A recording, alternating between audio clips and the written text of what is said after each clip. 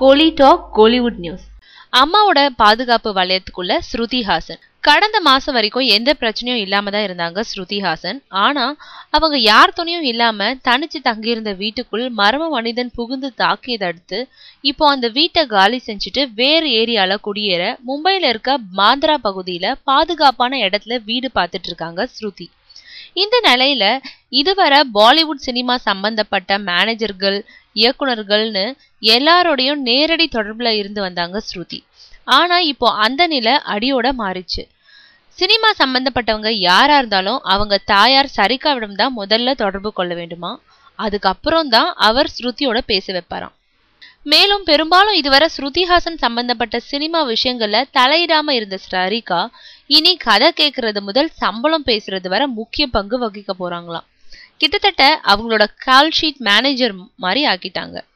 ஆக இப்போ அம்மாவோட பாதுகாப்பு வலயத்துக்குள்ள முழுமையா வந்துட்டாங்க ஸ்ருதி.